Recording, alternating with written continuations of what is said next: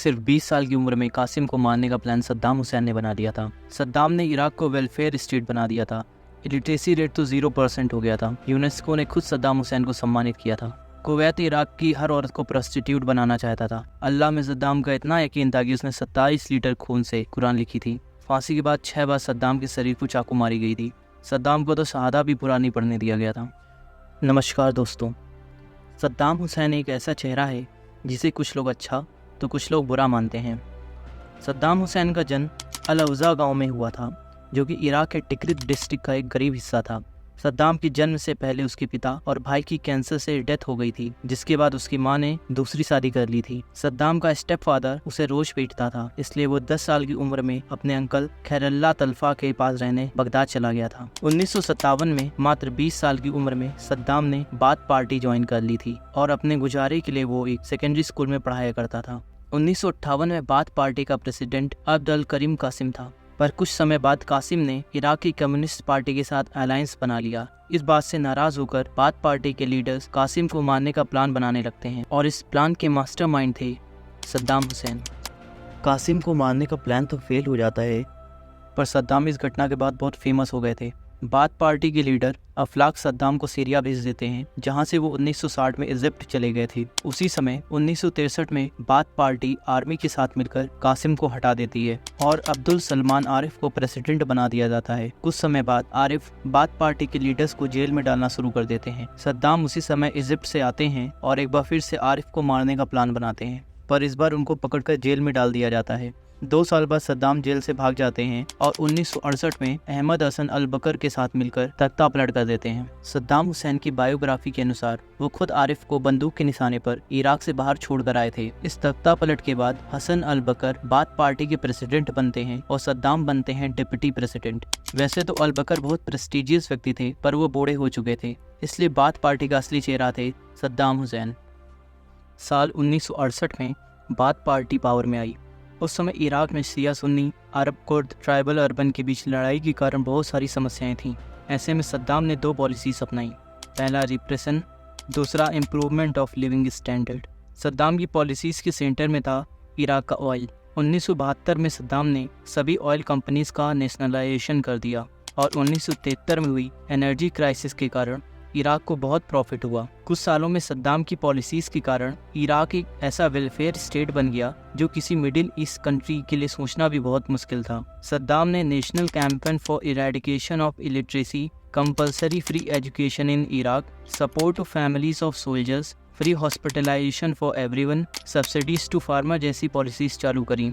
सद्दाम की इन पॉलिसीज के कारण इराक का इलिटरेसी रेट 0% हो गया था और यूनेस्को ने सद्दाम को इस कारण सम्मानित भी किया था। सन 1972 में सद्दाम ने सोवियत यूनियन के साथ 15 साल की treaty of friendship and cooperation sign की। इसके साथ ही सद्दाम यूएसए की आंख का कांटा बन गया। यूएसए ने सद्दाम को हटाने के लिए कुर्दिश लोगों को पैसे दिए।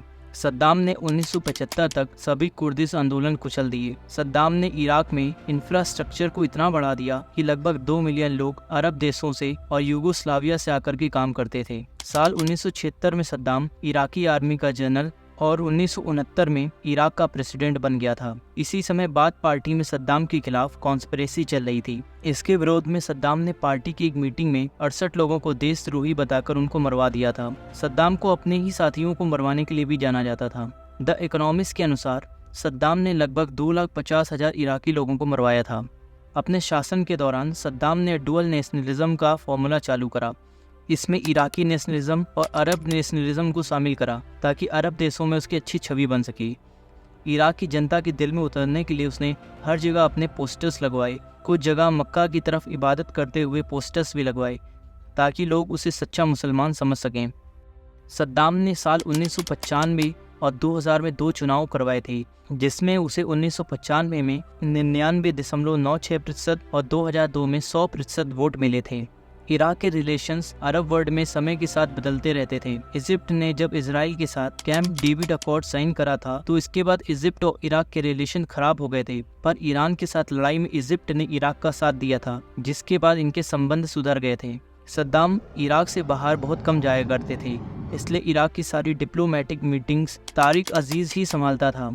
1973 की ऑयल क्राइसिस के बाद फ्रांस और इराक के संबंध अच्छे हो गए थे। इसके बाद इराक ने अपना पहला न्यूक्लियर रिएक्टर ओसिरक बनाया, जिसे इजराइल ने 1981 में ऑपरेशन ओपरा से एयर स्ट्राइक करके खत्म कर दिया था।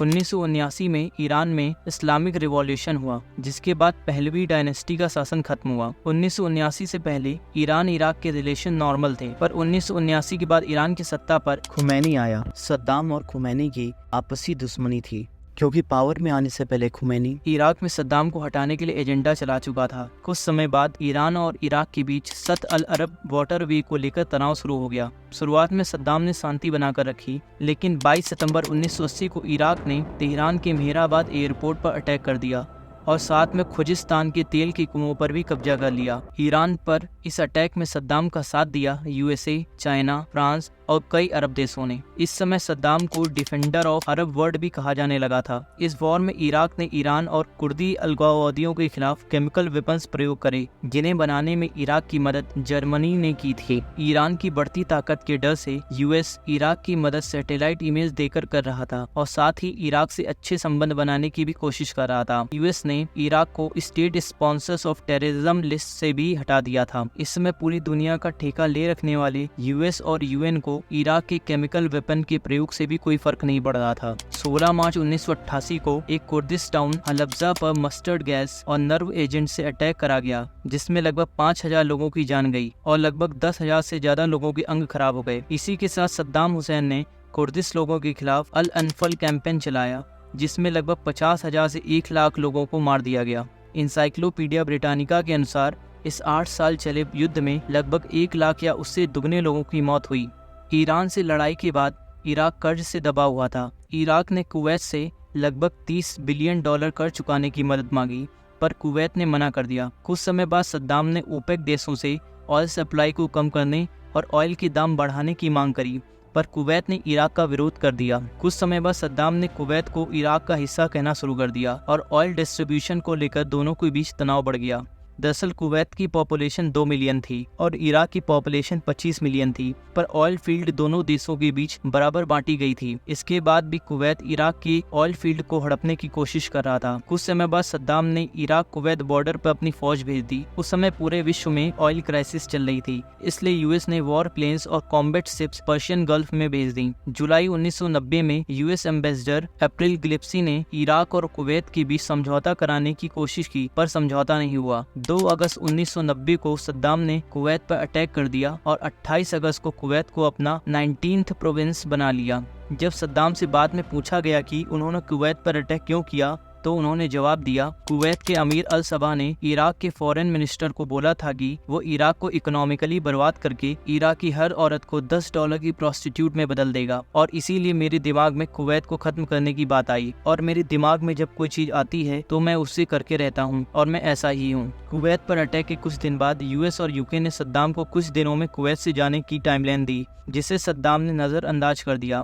इसके बाद यूएस, यूके, इजिप्ट, सीरिया ने मिलकर इराक पर 16 जुलाई 1991 में एरियल अटैक करा।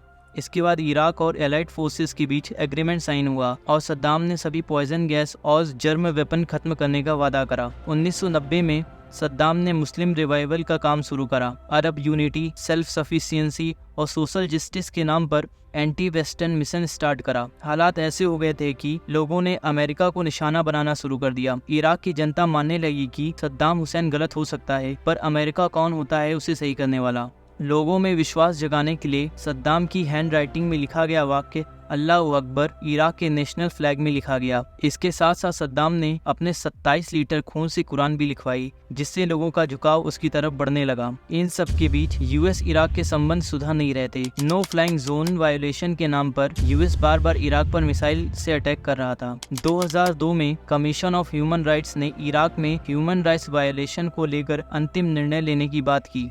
इसके बाद यूनाइटेड नेशन सिक्योरिटी काउंसिल ने रेजोल्यूशन 1441 पास करा, जिसमें यूएन और IAEA के इंस्पेक्टर इराक में वेपन ऑफ मास डिस्ट्रक्शन ढूंढने आए, पर उनको वहां कुछ भी ना मिला। इसके बाद भी यूएस ने 20 मार्च 2003 को इराक पर अटैक कर दिया और लगभग इराक के कई हिस्सों पर कब्जा कर लिया। जुलाई 2003 को यूएस आर्मी ने सद्दाम के दोनों बेटों के साथ साथ उसके 14 साल के ग्रैंडसन को भी मार दिया। 13 दिसंबर 2003 को ऑपरेशन जेड डॉन करके यूएस आर्मी ने टिक्रित में सद्दाम हुसैन को पकड़ लिया। इसके बाद सद्दाम को बगदाद बेस यूएस के हेडक्वार्टर ले जाया गया। 30 जून 2004 को सद्दाम के साथ साथ बाथ पार्टी के 11 सीनियर लीडर्स को इराक गवर्नमेंट को ट्रायल के लिए सौंप दिया गया। 5 नवंबर 2006 को सद्दाम हुसैन को डेथ सेंटेंस सुनाया गया।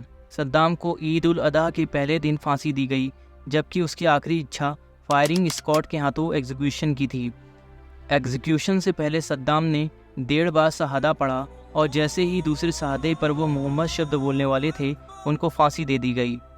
विकिपीडिया के अनुसार एग्जीक्यूशन के बाद सद्दाम को 6 बार चाकू भी मारी गई थी। कुछ लोग आज भी सद्दाम हुसैन को इराक का मसीहा मानते हैं, क्योंकि उसके शासन में एजुकेशन पूरी तरह फ्री थी। 3 महीने बिजली का बिल सिर्फ $1.5 देना पड़ता था। गैस का दाम सिर्फ $0.35 पर लीटर था और इसके साथ साथ इराक में फ्री फूड प्रोग्राम भी चलता था।